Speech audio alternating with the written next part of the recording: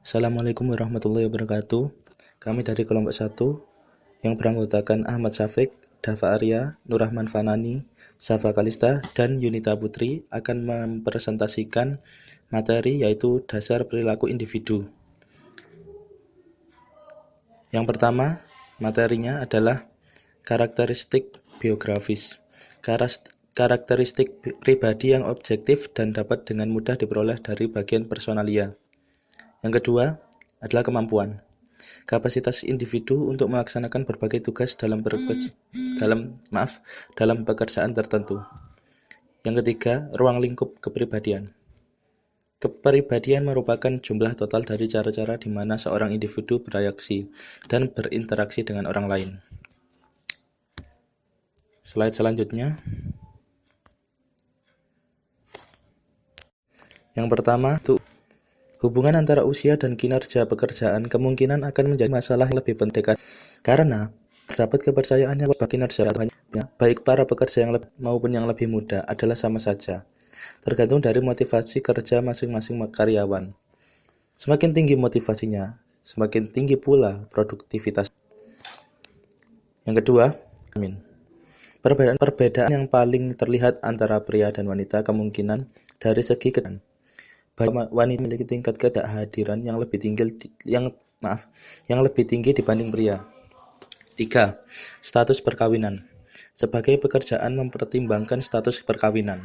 Sebagian besar pekerjaan membutuhkan karyawan yang masih lajang atau belum menikah. Ada juga pekerjaan yang menerima status perkawinan, tetapi konsekuensinya adalah gaji yang menurun. Dan ada juga pekerjaan yang tidak melihat status perkawinan sebagai salah satu syarat bekerja. 4. Pendidikan. Banyak sekali lowongan pekerjaan yang mencantumkan riwayat pendidikan terakhir seorang pelamar kerja sebagai syarat utama masuk kerja. Dalam hal ini biasanya mengenai kedudukan jabatan seorang pelamar kerja. Dan yang terakhir, kelima, yaitu pengalaman. Pengalaman di dunia kerja memang menjadi poin plus agar dapat lebih mudah diterima di sebuah pekerjaan. Karena pengalaman juga dapat mempermudah seseorang bekerja saat menghadapi situasi yang sama saat mereka bekerja dulu.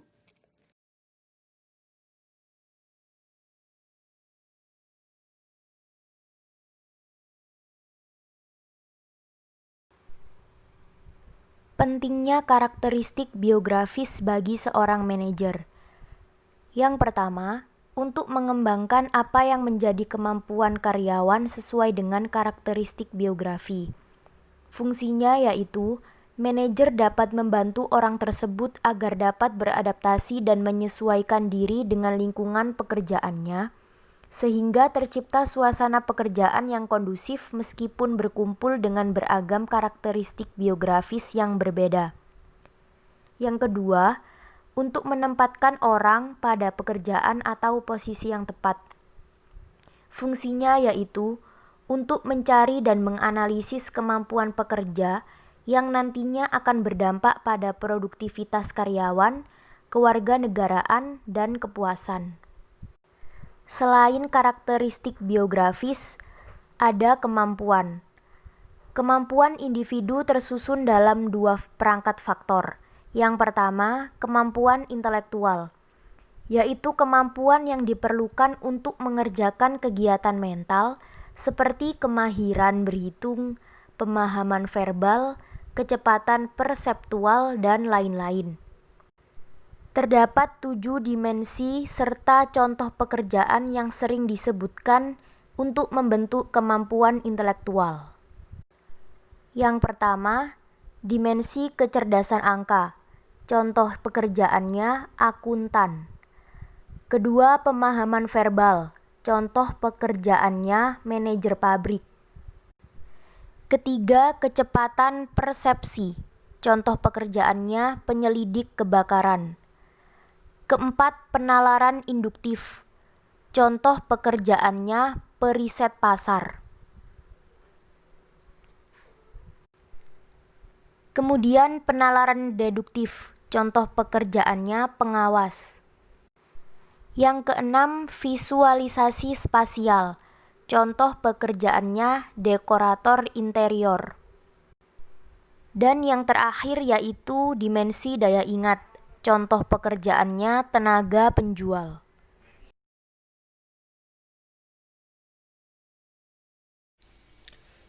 2. Kemampuan fisik. Kemampuan melakukan tugas-tugas yang menurut stamina, keterampilan, kekuatan, dan karakteristik serupa. A. Faktor kekuatan. Ada faktor kekuatan dinamis, kekuatan tubuh, kekuatan statis, kekuatan eksplosif. B. Faktor fleksibilitas. Ada fleksibilitas luas, fleksibilitas dinamis. C. Faktor lainnya. Ada koordinasi tubuh, keseimbangan, dan stamina. Kesesuaian antara kemampuan dan pekerjaan. Kemampuan intelektual atau fisik tertentu yang dibutuhkan untuk melakukan suatu pekerjaan dengan memadai bergantung pada persyaratan kemampuan dari pekerja tersebut. Jadi, baik atau tidaknya kinerja karyawan bergantung pada interaksi antara kemampuan karyawan dengan persyaratan kemampuan dari pekerjaan yang bersangkutan.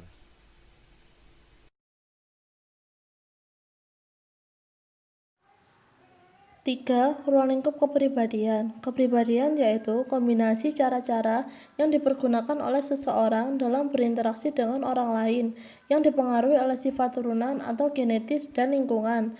Faktor-faktor pembentuk kepribadian yaitu 1. Keturunan atau genetik ditentukan sejak lahir berupa sifat-sifat bawaan baik fisik maupun mental yang mempengaruhi perbuatan, perasaan, dan pikiran. 2. Lingkungan berupa budaya, norma, nilai di mana seseorang dibesarkan dalam lingkungan keluarga, teman, kelompok sosial, masyarakat. 3. Situasi. Kepribadian orang bisa berubah-ubah akibat perubahan situasi atau konteks tertentu. Artinya, kepribadian bisa direkayasa atau dirubah dan berubah, misalnya dengan proses pendidikan, belajar. Ciri-ciri kepribadian MBTI untuk mengenali bagaimana individu merasakan dan bertindak dalam situasi-situasi tertentu. Ciri kepribadian individu dibedakan ke dalam yang pertama, tipe interaksi sosial, ada ekstrovert dan introvert. Yang kedua, dalam memperoleh informasi, ada sensing dan intuitif. Yang ketiga, dalam membuat keputusan, ada feeling dan thinking. Dan keempat, ada gaya pengambilan keputusan, ada perspektif dan judgmental. Model 5 besar kepribadian.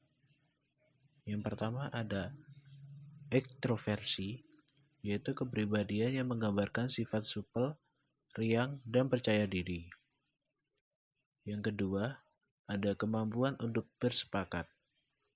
Kepribadian yang cenderung tunduk kepada orang lain, bersifat kooperatif, hangat, dan percaya diri.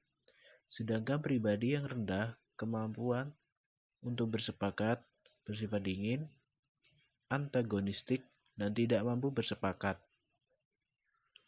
Yang ketiga, ada kemampuan untuk mendengarkan suara hati. Pribadi yang sangat peka terhadap suara hati, bersifat terorganisir, tanggung jawab, dapat dipercaya, dan sangat gigih. Sifat sebaliknya adalah mudah bingung, tidak andal, dan tidak terorganisir.